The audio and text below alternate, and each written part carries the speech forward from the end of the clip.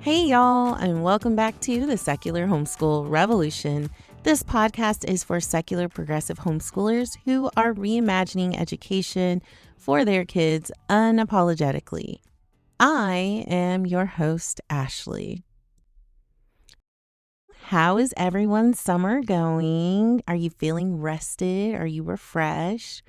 Or are you like me, where you've spent the entire summer driving kids to different camps and activities and play dates and appointments? And then your grocery bill went really high because they want even more snacks than normal. It's like the summer made them extra hungry. I don't know what it is. But in all seriousness, I really thought we were going to have a slow, possibly boring summer, and I greatly underestimated things. That did not happen. But, my kids had a great time at camp. My middle kid, wrote an essay and ended up winning tickets to the NBA Finals game. Great experience. The Knicks fans, shame on y'all. Y'all are acting mad crazy. And my kid was like, who are these people? Y'all came to San Antonio and we're tripping. But that was a once in a lifetime opportunity for her. So I'm glad she had that experience. Yeah, we didn't have the quiet summer, but it was a good one. And we're trying to find our way back to our rhythm because public school is going back next week. And you guys know what that means for homeschooling families. That means the museums are going to be less crowded. The libraries are going to be less crowded. More books are going to be available. And like the parks and all the things will be less crowded. That means, we won't feel overwhelmed when we show up somewhere and there's like 200 to 300 kids there, when normally there's no one there. I know we all love the children, whether they're public school or homeschool, but we also love like an empty library. Two things can be true. Oh, one thing I want to touch on we did this summer, or a couple. No, we had a really good summer. My oldest, she went to a biomedical engineering camp in Wichita, Kansas. Y'all, if you listen and you're from Wichita, Kansas, oh my goodness. I enjoyed it. The Wichita State University was a great campus. They have a great engineering program. I didn't love Kansas. Because they were experiencing a lot of rain and flooding. So we got stuck in cornfields and it was a mess and it was a long story. If you know me, personally, I'm sure you've heard my dramatic story of having to call the county sheriffs to. It was a lot. Don't want to do that again, but she loved the program. And then she came back and she had her first summer job. I think as parents, we talk about work ethic and saving and goal setting and responsibility all day. And I love that her first summer job gave her that. She was like a STEM camp assistant because, we tell her like you have to be responsible for yourself. You have to get up, you have to be motivated to show up on time, you have to complete the job, help other people, you get to earn your money. And I think with this first summer job, those lessons start to become real. She could look at what she earned and say, hey, I worked for this. And it was nice to see her overall confidence growing. We also were having her complete the Charles Schwab investing course for teens. After you complete the course, it's like a 4-week course, you get $50, or the kid does, to begin their investing journey. So she used her funds to start investing. And once we go through it a little bit more, I'll feel more comfortable talking about it in like an upcoming financial literacy episode. Because I know a lot of us, I don't know if you honest like me, I made a whole lot of financial mistakes. Lots of hard lessons. And I know we're told to like work hard and save your money. And well, I don't think that's bad advice. I do think it's incomplete. And a lot of us don't find out about, investing and compound growth and debt and taxes and its full picture until it's too late, or it's like years after we should have known the information. But that's the beauty of homeschooling, because we have the opportunity or more space to like dive into it. I'm not saying public school kids don't have the ability, but we can build it into our curriculum and make sure our kids really get the gist of it. And I just, watching her work and save and, to start beginning to learn how money works. Because I feel like she's a teen already. I only have so many years, and I panic myself and like, does she have all her ducks in a row and all of the things? And I have to remind myself that a lot of the stuff she doesn't know is probably going to come with like life lessons, but I just don't want them to hurt her. I know y'all are feeling what I'm saying. um, so yeah, I really just want, all of our kids to just have the ability to grow confidence in these years of their homeschooling journey and agency, because I do think what we're choosing to do is that we understand our kids are capable of learning and making decisions and asking questions and building something for themselves. And that's what this podcast is about, to talk with other people who believe in that or who are on that journey or who just want to be honest about those things. I didn't know for a long time, and I had to do a lot of learning and growing and mistakes, and it was hard.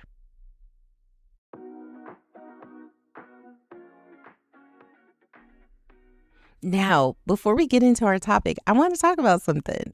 I have a feeling that my podcast was shared in a secular homeschooling space, whether it's like Facebook or Reddit or some kind of conversation, because I have been receiving some wild comments.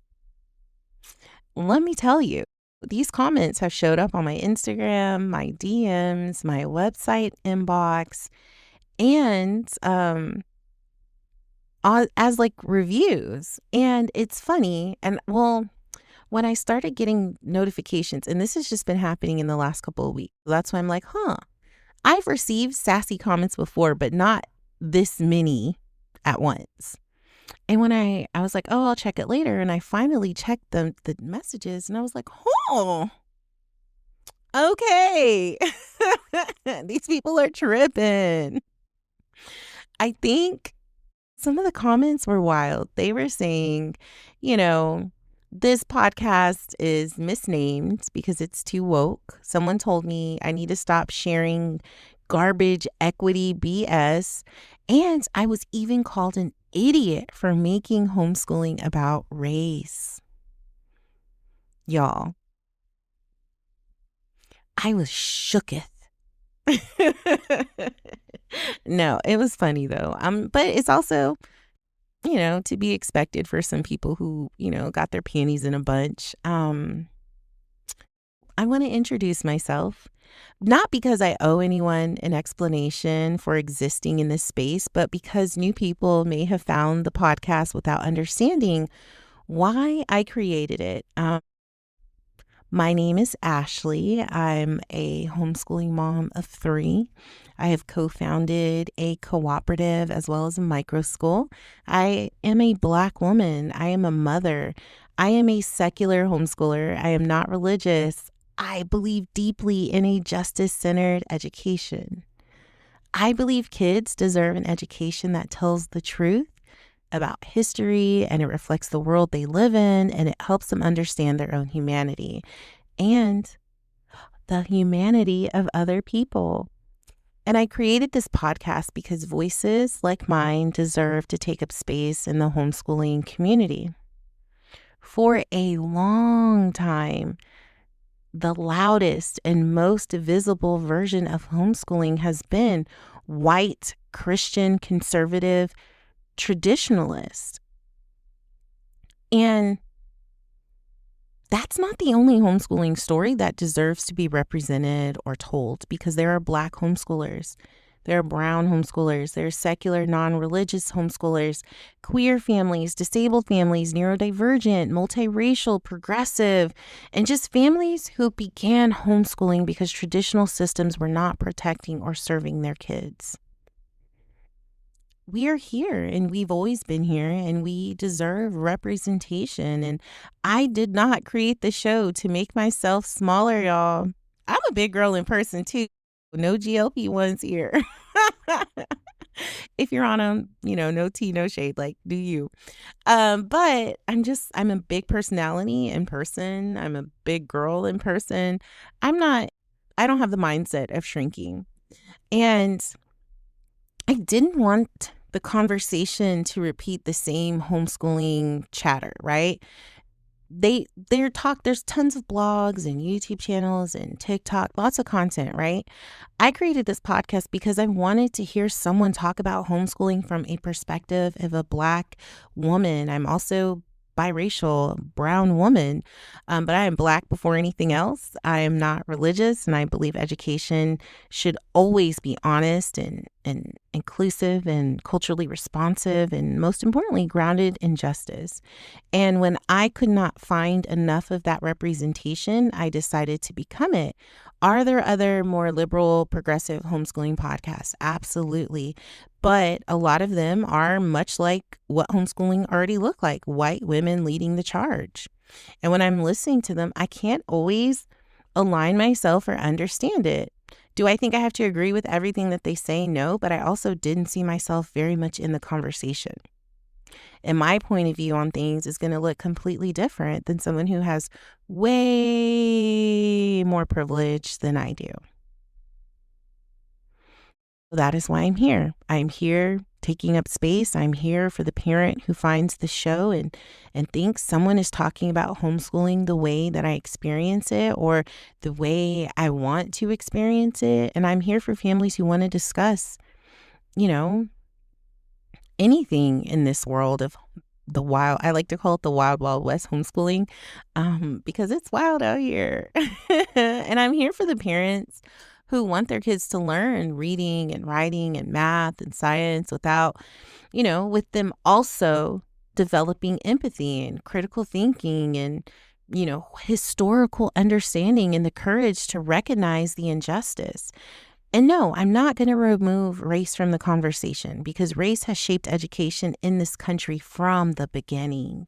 It impacts the curriculums these public schools are choosing now. We got PragerU, we got Bluebonnet, and they're more in the schools than they were, and it's not getting better. And race does affect which schools receive resources, and it also affects discipline and where kids get placed in the gifted and talented program and curriculum and school funding and all of these things. And, which kids are viewed as innocent, which kids are viewed as needing more policing. And I'm not myself making education about race because race already affects education. I'm just here refusing to pretend that it does not. And I also understand that secular does not mean that you're automatically progressive. A person can reject religious curriculum and still be politically or socially conservative. We've talked about that on the show. Again, but I'm reintroducing myself. Someone can be secular and have no interest in discussing race or gender or be queer affirming or inclusive or talk about or experience economic inequality or justice. And that is their choice. But this particular podcast has been clear about its perspective. Oh, yeah, someone said I also had no vision. Okay. This is a secular progressive homeschooling podcast. It's in the description. It's in the introduction. It's in the episodes. And again, the show is called Secular Homeschool Revolution. What exactly did you think the revolution was about? I'm curious.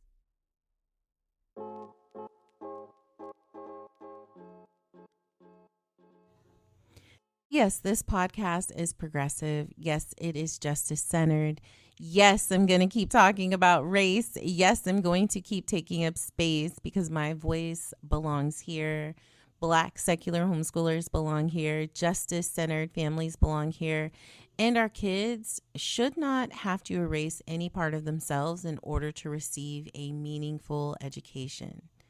Now, If you came to a progressive homeschooling podcast and became angry when the host expressed progressive ideas that sound less like a problem with the show and more like a problem with your reading comprehension because it is in the show description, I don't know. The unsubscribe button is free. It's gratis. It requires, you just pushing a button instead of ranting in my inbox. All right. Now let's talk about math.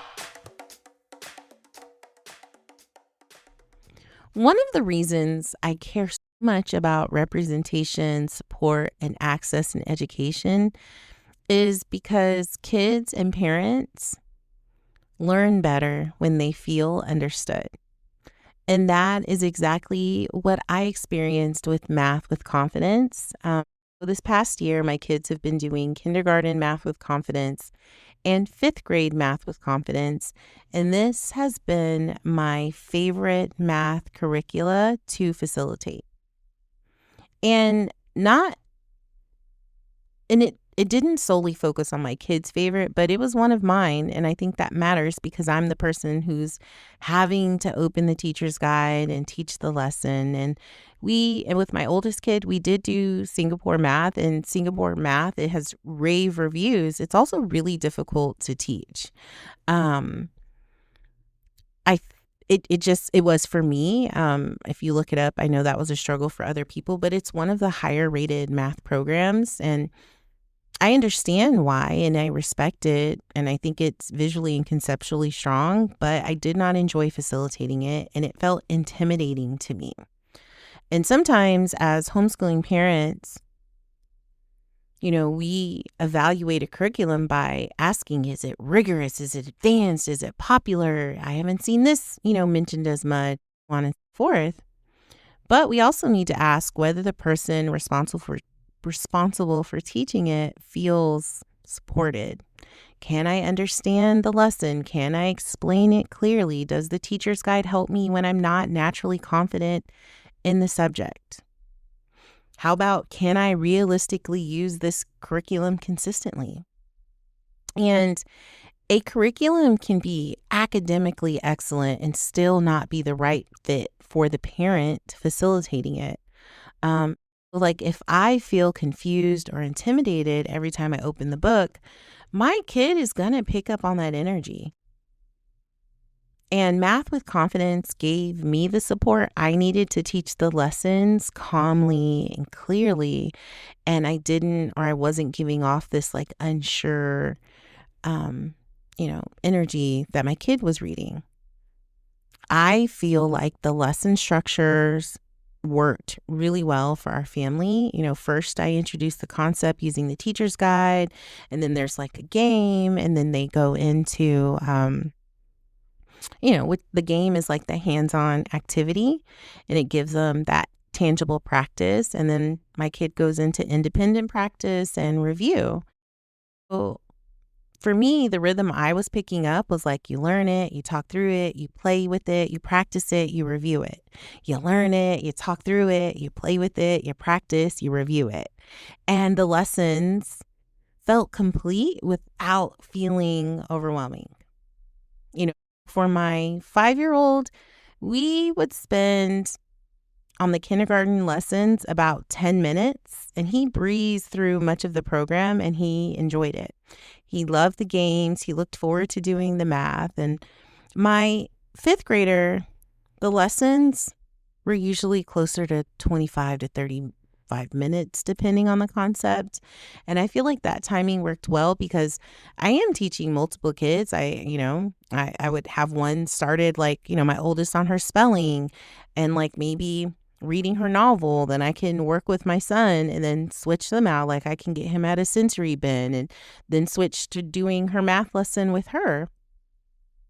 And again, having to facilitate 2 kids' home education is a lot. I needed something because they didn't want to do the computer and I didn't want them to be on the computer. So I needed something that I could easily move through that was still offering them a quality education. And I feel like Math with Confidence gave us that. And I really love that because the lessons were short and concise and easy to move through, I like that each kid was able to receive a focused one-on-one time with me. And honestly, I think that was part of what they loved the most. And sometimes, kids are not only responding to the curriculum, they're responding to the experience of having someone sit beside them and listen to their thinking and say, we can figure this out together. And that kind of support builds confidence. And before Math with Confidence, my middle kid used Beast Academy and she did really well with it. We didn't move away from Beast Academy and she did the online program.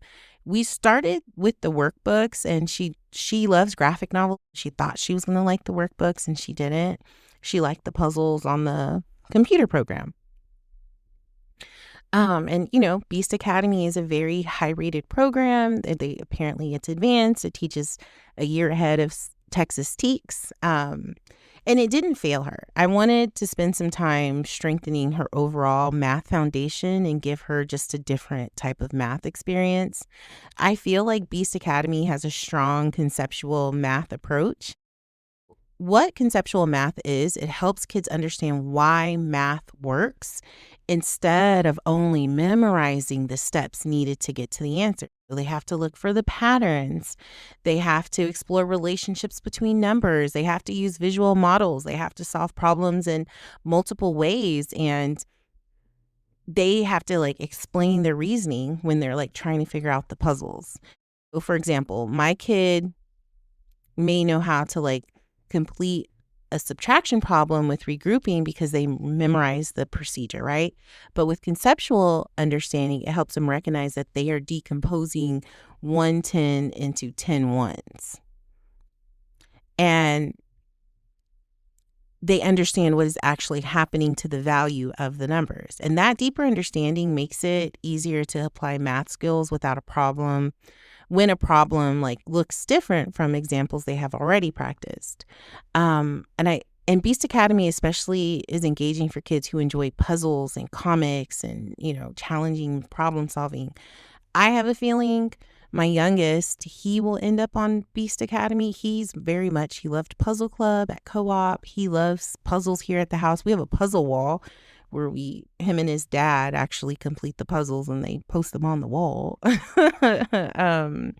Another math program that's conceptual is ST Math, and they use, similar visual and conceptual math approaches. Check that out if you're looking for something different. But mostly they're learning to see these relationships first in numbers, and they're learning to see the patterns. And I think that type of mathematical thinking is extremely valuable. But homeschooling does not require us to choose one curriculum and you have to stick with it forever. We got a lot of freedom. We got a lot of flexibility. In my house, we can appreciate what Beast Academy gave my kid. And we also can recognize that Math with Confidence was just a better fit for her at this time. And the flexibility is part of the reasons that we value homeschooling. We can actively respond to the need and the kid that is right in front of us.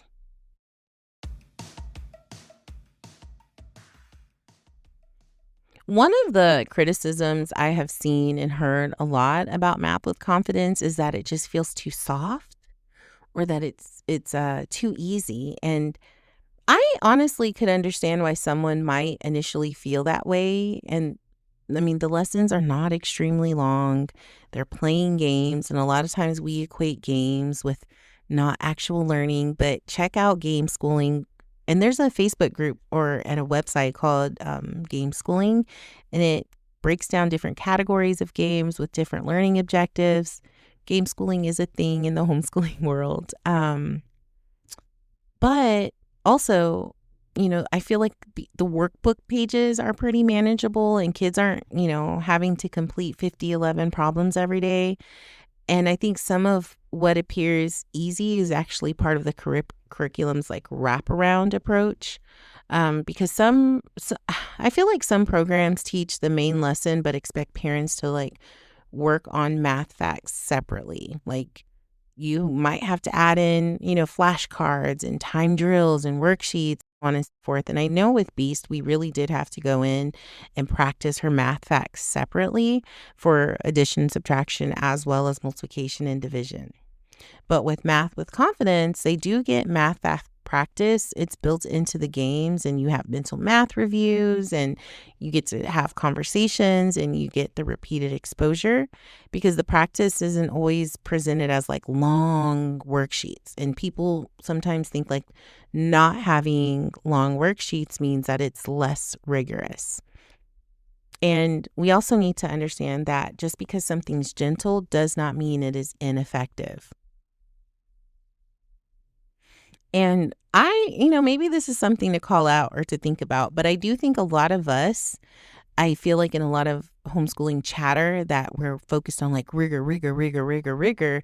And when you're like trying to find a deeper connection in the conversation around rigor, I feel like we almost connected to suffering. Like it's like this long extenuating thing where it's suffering. And if like a kid's not frustrated, then they must not be challenged. Or if a worksheet is too short, we're going to assume that the curriculum's just not strong enough, And I just don't want my kids to hate math or feel like they have to hate math or have a negative relationship with math to not learn it. I don't want them to cry over the multiplication facts. I don't want them to be stressed about it, but I do want them to have a good feeling around numbers and their relationship with numbers. And my main goal for my kids is just to have a healthy relationship with math. And I think a lot of adults say that they're not math people or they're not mathy. And I wonder about that. I mean, I know I've said it, because sometimes I wonder how many of us truly could not understand math and how many of us simply never had a supportive teacher who knew how to explain it in a way that made sense to us. So I think I've talked about it on the show before, but I had a college algebra professor who, completely changed my relationship with math. He told us that math did not click for him until he had a teacher who explained it differently. And I think that experience made him a better teacher because he remembered what it felt like not to understand it. Because sometimes when people are mathy or they just get it, they're like, oh yeah, it just makes sense. You just plug in this number, da, da, da, da, da, da, da, and it's solved, right? And all of us are like, why? Why did you do that? What was the reasoning behind it, right? And they're like, why don't you just get it? And it becomes this like push and pull of understanding. And sometimes people, who understand math naturally do not understand why the rest of us, are confused by it. And they just explain it and then we don't get it. And then it's just, even if you try to do it the same way, but slower and louder, I'm still not getting it. That just means, I needed a different pathway. I needed maybe a real life example, or I needed the concept broken down into smaller pieces. And I feel like that professor knew how to find another pathway because someone once did that for him. And in all seriousness, I feel like Math Confidence, and I'm not getting sponsored or anything like that, but Math with Confidence gives me that type of support as the parent. The teacher guide helps me understand what I'm teaching. I like the language it gives me to use. I like the questions it gives me to ask. I like how it shows me how to make abstract ideas more concrete, and it does not assume I'm a natural math person. Anyway, but I just feel more confident facilitating the lesson, and my kids receive a much more calmer, supportive experience. And I wanted to talk about it on here. I don't usually ever go into deep dives about curriculums that we're using, but for both of my kids and just for me, it really did have a positive impact on our journey this year. And, my kids built confidence by learning math in a way that felt, supportive and not intimidating.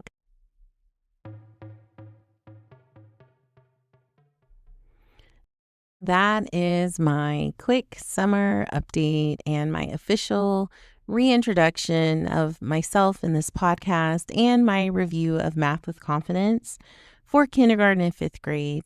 I want you guys to remember that the best curriculum isn't going to be the one everyone's, messaging or commenting about or has the 5 stars, or even the most impressive to other parents. It is a curriculum that you can consistently use, that your kid can learn from, and it supports your relationship with homeschooling. Because at the end of the day, we want a curriculum that helps our kids believe that they are capable, and it doesn't kill their love of learning, because we want them to be lifelong learners. And that starts with, what materials and education we introduce them with. And also, I want you to remember that secular, guys, does not automatically mean progressive. And it also does not automatically mean we're conservative. But this podcast is absolutely progressive. And we don't believe equity is a dirty word. And enjoyable learning is still learning.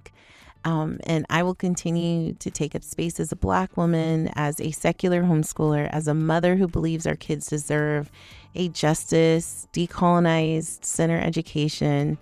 I am Ashley, and this has been the Secular Homeschool Revolution. I will talk to y'all next time. Also, don't forget to like, comment, subscribe, rate, review, and share. Visit my website, Secular Homeschool Revolution. I will have the notes in my show notes. But until next time, stay revolutionary.